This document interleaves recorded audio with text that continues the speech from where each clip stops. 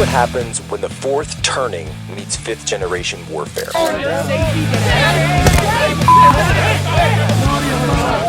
A commentator, international social media sensation, and former Navy intelligence veteran. This is Human Events with your host, Jack Posobiec. Christ is King. All right, folks, we are here with the one and only Roger Stone. We are on the sidelines of America Fest. Roger, give me your sense, these America Fest events as they've been going on, when Charlie launched this 4 years ago, we were in a quite different place than we are in 2024.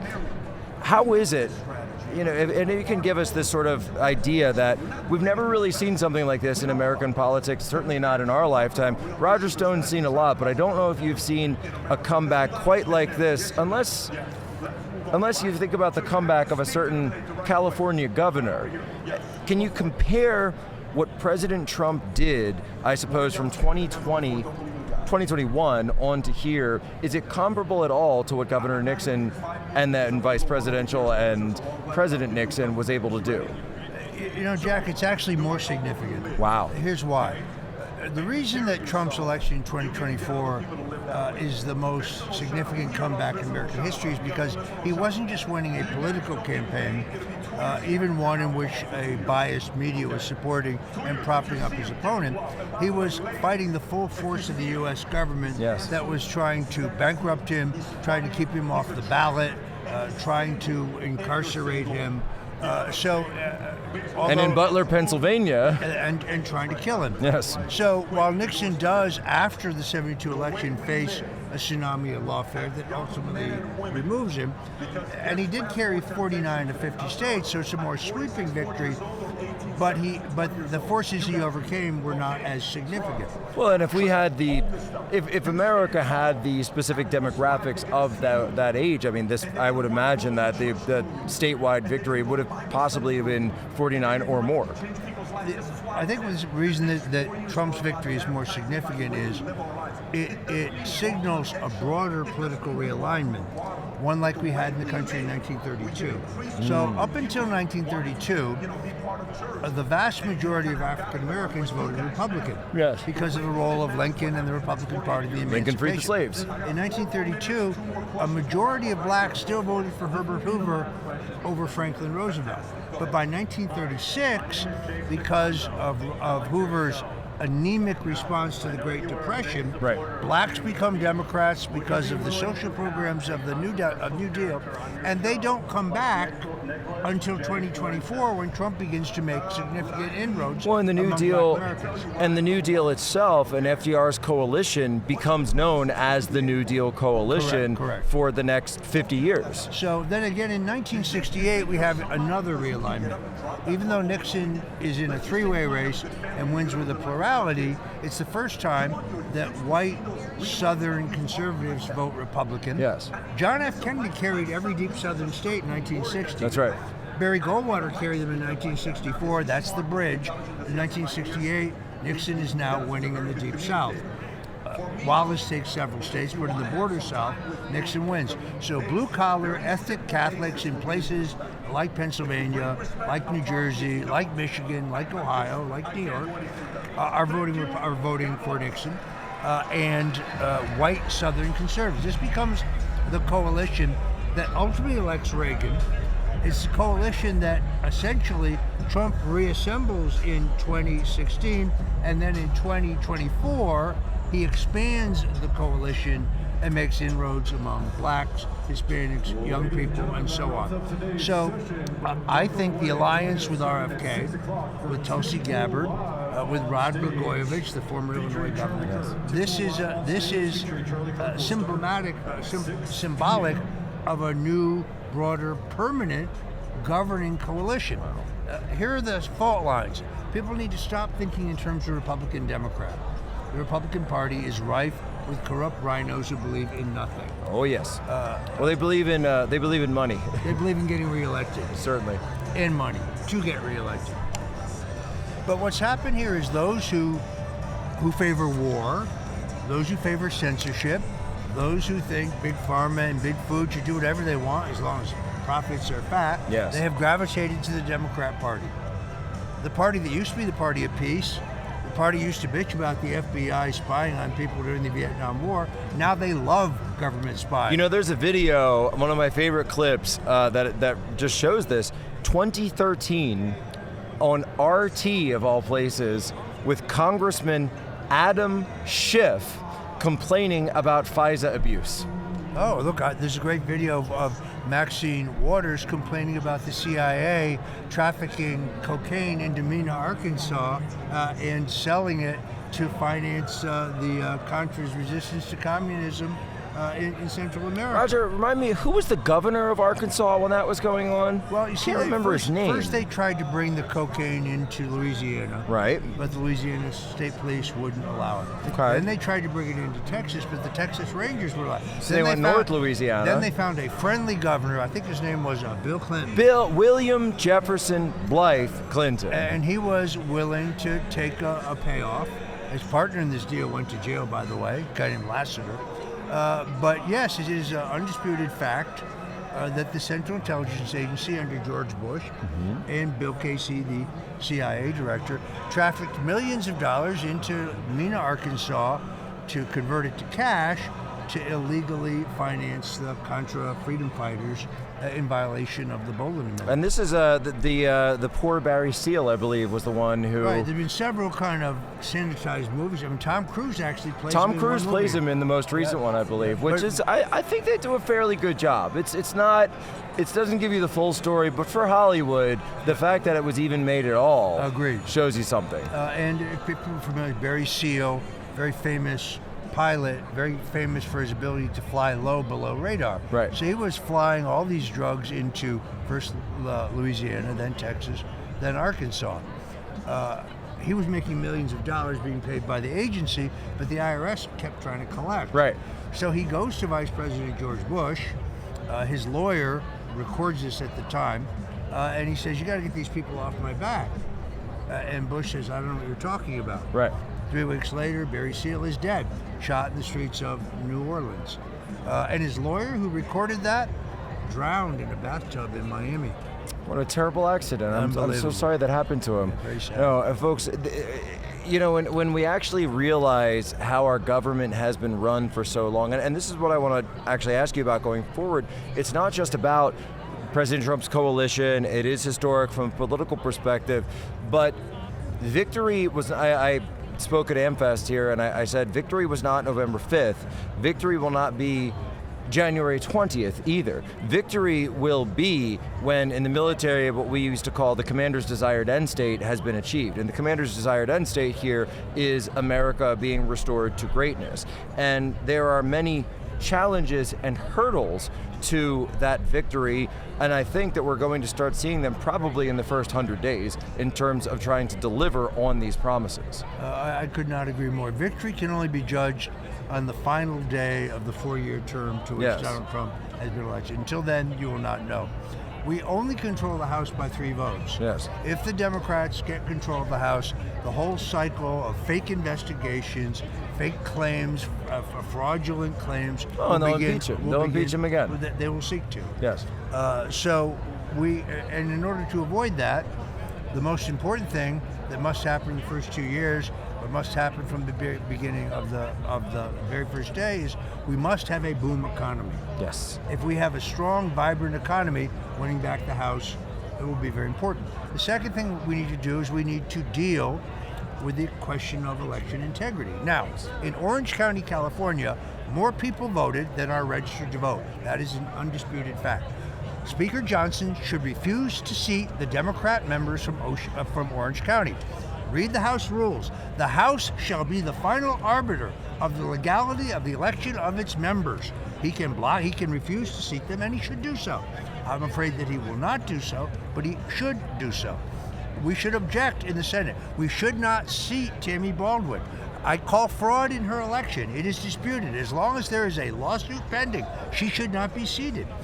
If you do not use political power, you will lose political power. Yes. Now, could you get every Republican in the Senate to vote for that? You might, because you're just diluting their majority by seating this woman. Her election is fraudulent. I'm sorry.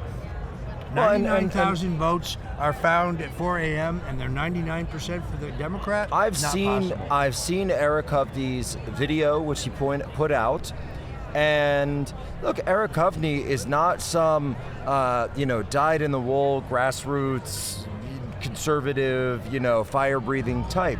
Eric Hovde is a very serious guy. He comes from the world of business. He's not a politician. Great mustache. Fake mustache. Great mustache. Oh, excuse me, great mustache. Refused to shave it, even though I like that. I am told that a certain resident of a compound in Florida had suggested so at one point. But the idea is, fake votes, not fake mustache. The idea being is, if he were able to sit down, possibly privately with members of the Republican conference, then possibly publicly if called to speak, I think he makes a very strong case, and he doesn't come across really as biased in it, even though he has an obvious bias, is really what I'm trying to say. Well, but I guess the real question here is, if the state is not going to deal with the problem, and they're clearly not, and federal elections are really not regulated by federal government, and I don't think we want them to be, the Senate has a responsibility. They can determine through their own investigation whether someone has been legally elected or not. They did this to us in New Hampshire in the 1970s. They refused to seat a Republican congressman who had won a Senate seat there because they disputed the election. So I think that our leadership needs to do more and recognize, if we don't win the midterm elections, this golden age of peace and prosperity and security and justice will last 2 years. And 2 years is not enough for some of these biggest pieces. And you're absolutely right that losing the House and certainly losing the Senate or not having the ability of a stronger majority there is going to deny the ability of President Trump to be able to achieve this agenda. That said, though, even with the current slight House majority and the Senate majority, a 3-seat majority there, but certainly 53 votes gets you quite a bit. The ability, though, for President Trump to get through his legislation and some of these early bills is also going to be a challenge. Roger, what do you see in terms of the slate that President Trump should prioritize, let me just say, legislatively? Obviously, we know in terms of the border, in terms of deportations, these types of executive functions, a lot can be done at the executive level, but there will be a need for a legislative pitch. And so we're talking legislation since we're speaking of the legislative branch, and really that's been the flavor, I think, of the transition now. The most important thing, I think, is obvious. We have to extend the Trump tax cuts. It is absolutely essential that the Trump tax cuts, which are set to expire, which the Democrats, which Kamala Harris would not have renewed, obviously, the Trump tax cuts must be renewed. I think this may be the single most important thing we have to do in terms of moving the economy forward. We have to, and I think that most of this can be done by executive order. We need to start drilling for gas and oil again. Of course. That one's kind of a no-brainer. Beyond that, I think that you really have to use the executive branch power as they did. We have a new House report that shows that Adam Schiff and his sidekick, Eric Swallowswell, without any question, leaked classified documents. Now, they should be prosecuted. Senators can be prosecuted. Jack, no one is above the law. Did you know that? I mentioned that in my speech at AmFest. No one is above the law. Liz Cheney, no one is above the law. Nancy Pelosi, Cassidy Hutchinson, Alyssa Farah, no one is above the law. And certainly, well, if George Santos wasn't above the law, then why would a U.S. Senator not be above the law? And Menendez. But, we have a very fragile majority. We only lead by 3 seats. You have 2 special elections coming up in Florida in April. We have to win both of those, and I think we will. You have a special election in upstate New York for Elise Stefanik's seat. Is my understanding that she will not vacate the seat until the seats in Florida are filled, which I think is wise. But that seat held by Elise Stefanik was held by a Democrat as recently as 2015. Yes. So we can count nothing for granted. We have to be very vigilant about protecting our thin majority. But look, the Speaker gets a huge amount of criticism.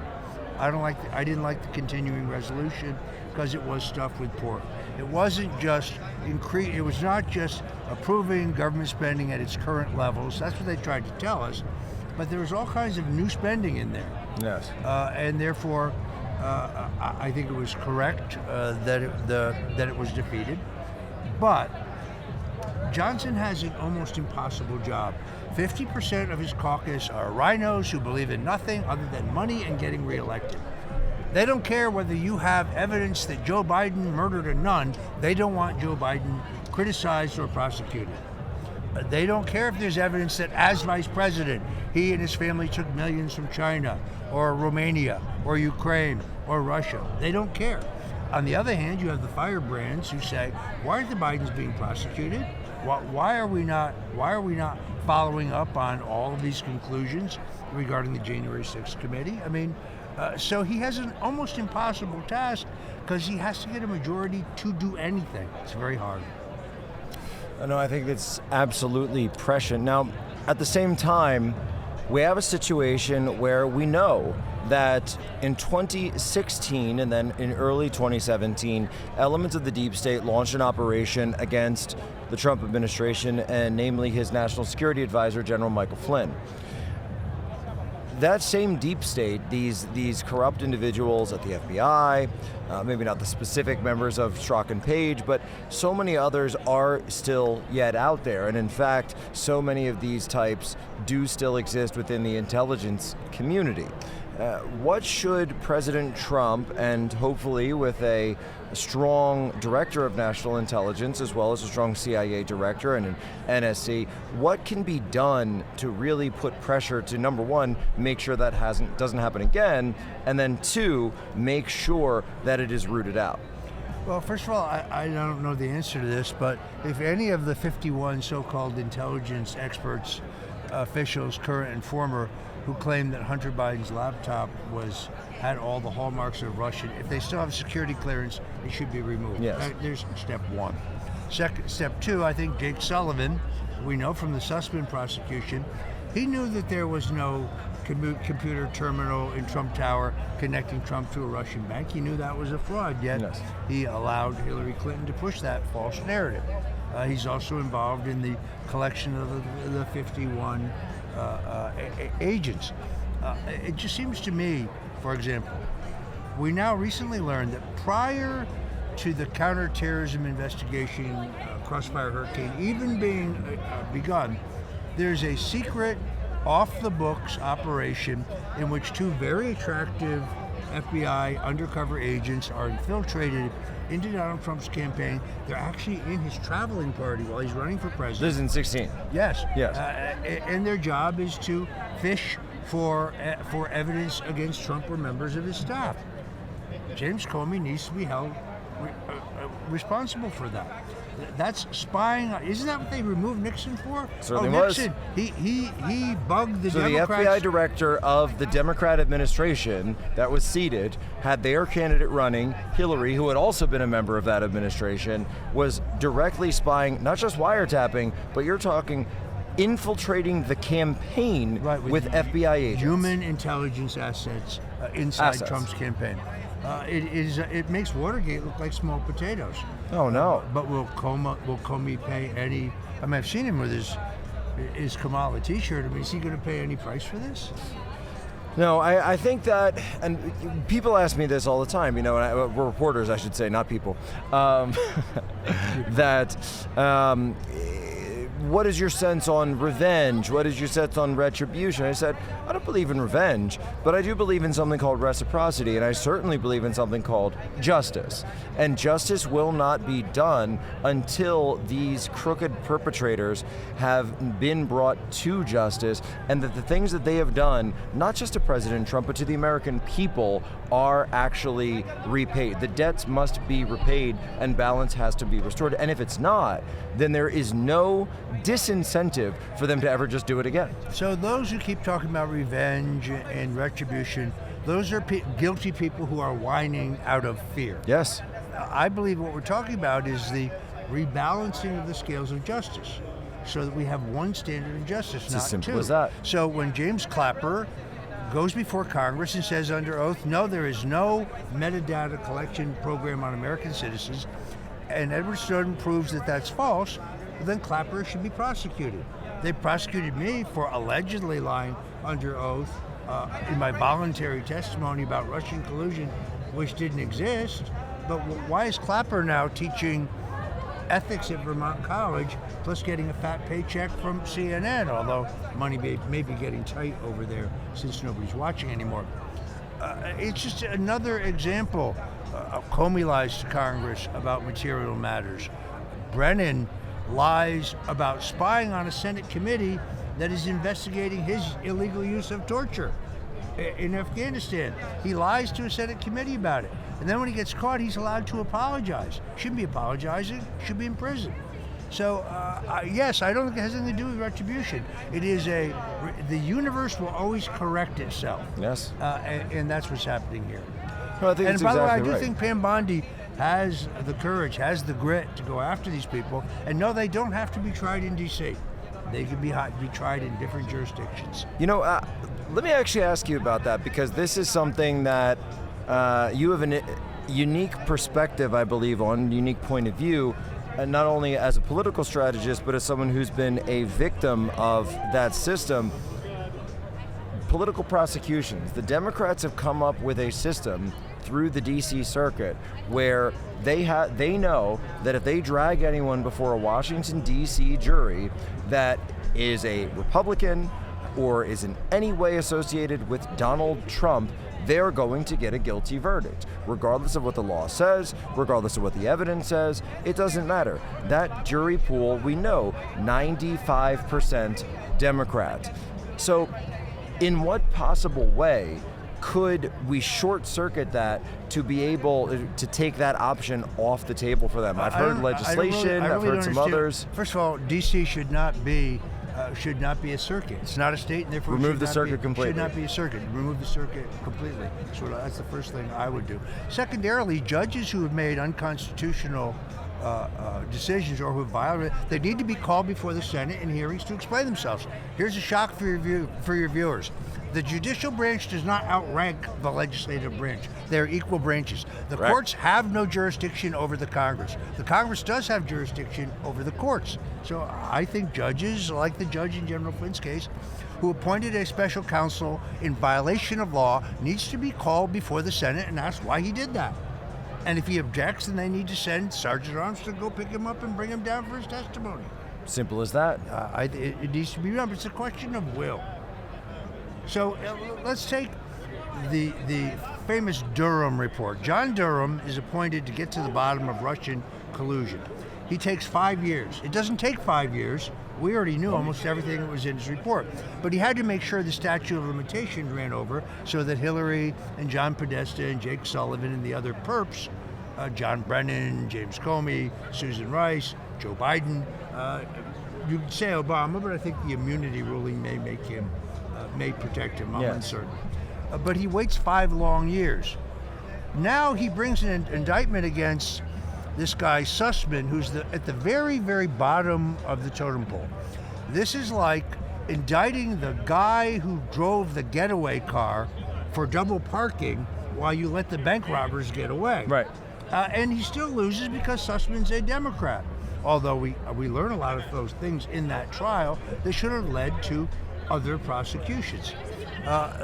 There's no chance that Sussman lies about the status of Carter Page, who at the time was working as an asset for the CIA when he was conducting, and the DIA, as he was conducting these trips to Russia. They get asked, is Page doing this on behalf of you guys? He said, or behalf of the CIA. CIA says, yes, he is. The FBI then turns around to the FISA court, alters the email, and it's Sussman who does that.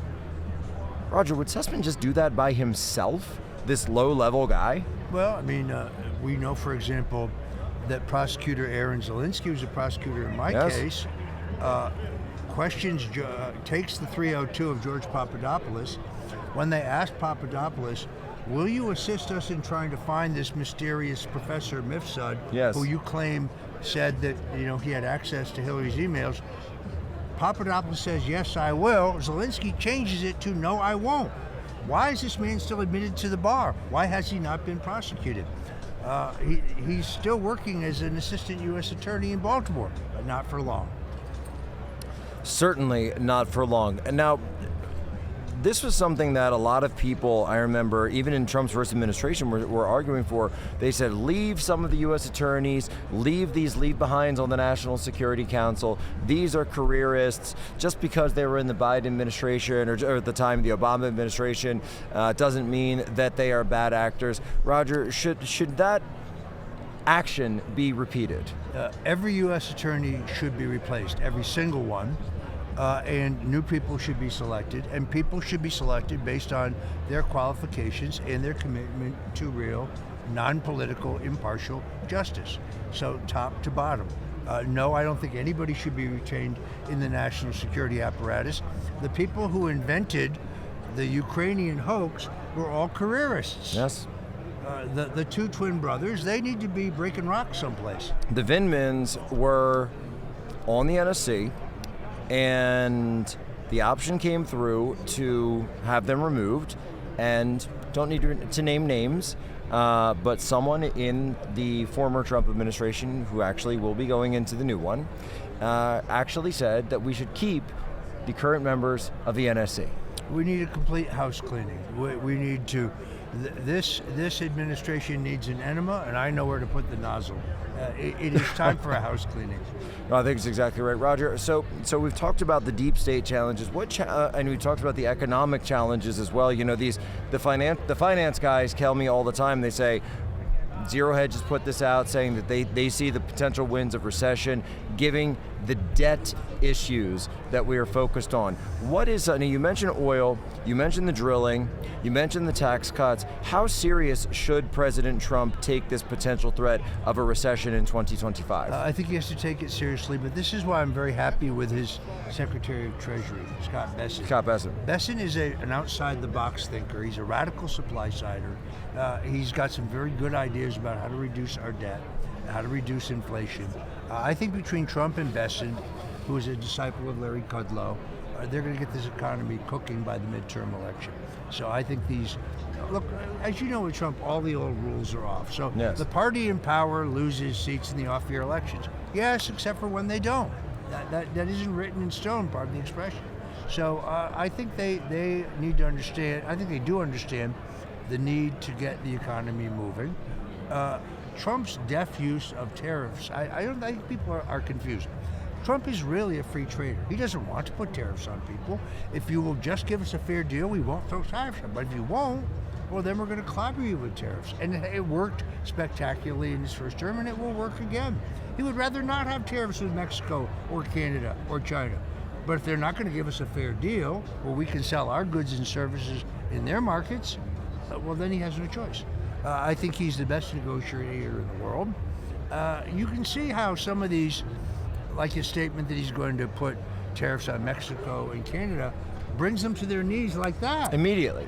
Because people know that he's unpredictable, and he has this great tendency to actually do what he says he's going to do. So I think he's got huge leverage, and I think he gets the economy moving relatively quickly.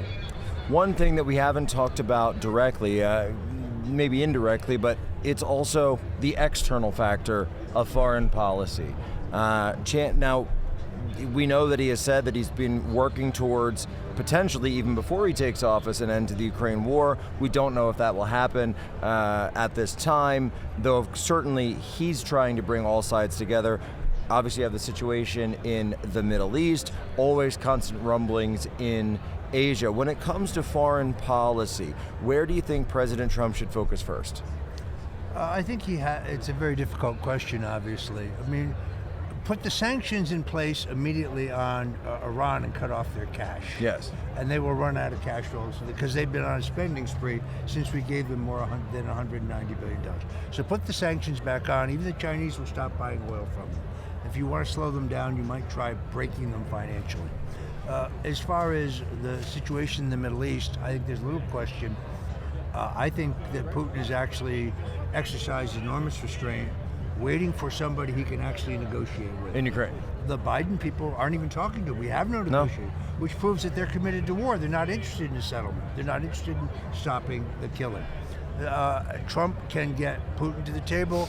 Trump has already proved that he gets Zelensky to the table. Zelensky's, after endorsing Kamala Harris, realizing what a huge blunder that was, he runs to Mar-a-Lago to beg for absolution. And Trump Tower as well. They want to end this. They both realize that this conflict must end. The media can tell us that Ukraine is winning all they want. They're not. They're getting the crap kicked out of them. And Putin cannot, for his own domestic political reasons, he cannot lose. He will not use. And yes, he will use nuclear weapons if he has to. That's not where we want to go. So I think Trump will negotiate a settlement. By the way, Joe Biden blurted out, I'd be willing to give him the Donbass. He said it. Certainly did. So when they come back and say, oh, well, Trump gave away half the country, which I don't think will happen. So everybody's going to have to give here. No one should assume that the war will be settled to the complete disadvantage of the Russians or to the complete disadvantage of the Ukrainians. But I do think we have to stop the killing. I think that's the first thing he must do. Well, and someone who took a lot of bitterness and a lot of response and a lot of attacks for doing this, Tucker Carlson, when he went over and sat down with Sergei Lavrov, I think it was very clear that watching this interview that Lavrov intended and the Russians intended that interview as a message for Trump. That they knew that President Trump would be watching this. Obviously, they know that Tucker is close with Trump. And so when people watch that interview and say, oh, that's Russian propaganda, no. It is a message diplomatically through certainly an unorthodox channel, but one that we can all see the direct connection to. And what did they say there? Certainly they pressed their interest, but they also said that they were willing to talk. Yeah, look, I think everybody in the region has been ready to talk. It is our State Department that is preventing any meaningful dialogue that might end the conflict. So Tucker's taken a lot of heat for being willing to interview Putin, for being willing to interview Lavrov, but in both those cases, I think they both tell you why they're doing what they're doing. No, it's not because Russia has this territorial appetite. They're going to gobble up Ukraine, then Jack, they're taking Poland, all of France, they're going to take Germany. No, there's no evidence of that. That's BS, and everybody knows it. But Roger, the media tells me that Putin can barely take over Ukraine. If he can barely get Ukraine, how's he ever going to get all of these other countries as well? They're beaten, and they know they're beaten. Well, Roger, I will tell you this, though. The one thing that I do hear from folks that in the know, shall we just say, as we're on camera right now, is that the message was essentially this: we'll talk, but we're not going to talk forever. And there is a huge hard line in Russia that believes, and I think that this is where Prigozhin, the leader of the Wagner Group, and some of these other individuals are coming from, is saying that this should have been done a long time ago. Putin said that recently, by the way. And if we don't deal with it in a way that's satisfactory, we're going to be here in 5 years' time.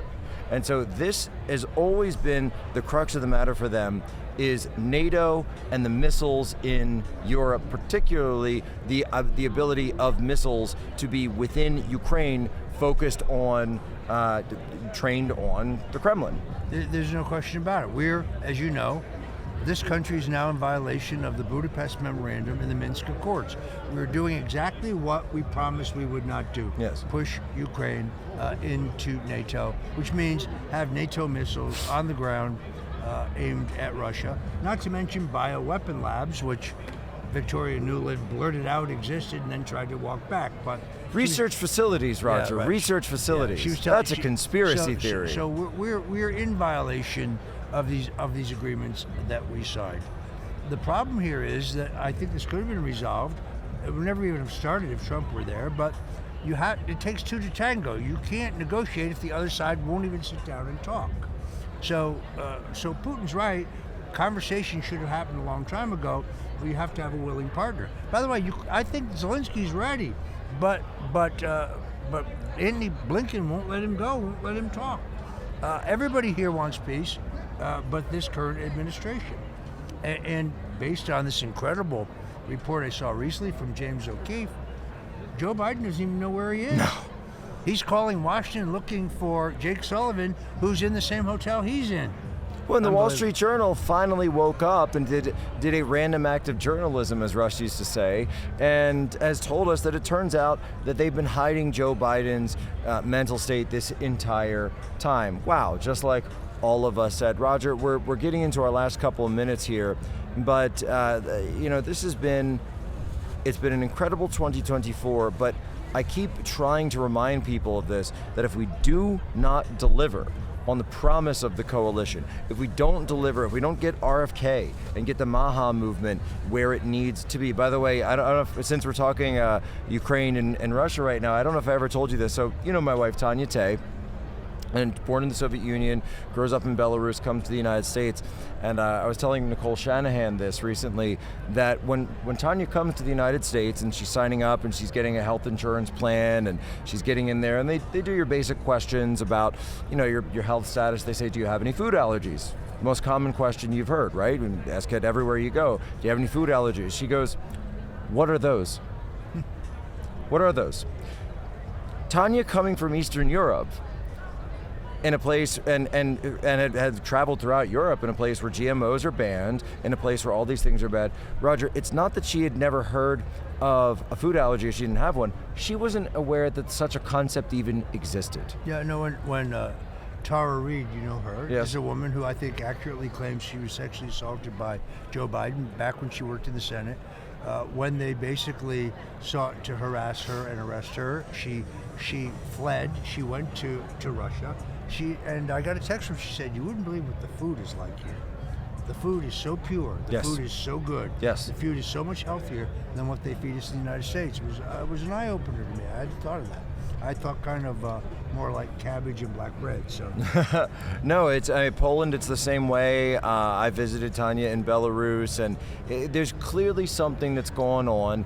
And look, I think that America really trusts Bobby Kennedy in terms of this, and wants to see that go through as well. And I don't want to, as we're talking here, I don't want to skip over that as well. No, I think that it's the second half of the promise we've made the American people. It's not just that we're going to make America great again in terms of economy and peace and prosperity and security and justice, but we need to make America healthy again. And I think President Trump's position on this is perfect. I have a two-pronged plan here, by the way. Right. Something that I think is useful. It's one action. The banning of pharmaceutical advertisements Absolutely. For big pharma is it gives us a two birds with one stone kind of situation, because number one, it takes away so much from the doctors, from the population who want these drugs, and number two, it decimates cable news, decimates the mainstream media, and takes away their biggest overall sponsor. I was talking about this on my show yesterday. I'm a strong believer. They banned alcohol advertising, cigarette advertising. Yep. So it makes no sense why we can't ban pharmaceutical advertising, something that Trump must do. I will tell you, and I'll throw this out, 1776 at humanevents.com, 1776 at humanevents.com. Yes or no, do you agree with this? This question, of all the things I talk about on the show, it is the one that has given us and garnered us the biggest response of anything, is the banning of pharmaceutical ads. Roger, just a couple of minutes left. I have to ask, while you're here, what are your plans, Roger, going forward as Trump takes office? Well, I certainly have no interest in any position in government, because I believe I'm interested in politics. I'm going to continue to do my daily show, The Stone Zone, on Rumble, every day at 8 p.m. Eastern. I'm going to continue to do my weekend radio show. You've been on with us, Jack. You were on for your birthday. It was great. I was on for my birthday in studio. It was great. It was beautiful studio. Every Sunday from 3 to 6 Eastern at WABCRadio.com. Worldwide, you can listen to the show. I'm going to continue to crank out Substacks. I'm going to continue to support candidates for nomination initially, like Robert Kennedy and Tulsi Gabbard. And I'm going to continue to speak out for the movement. I might help a few candidates here and there. Here or there.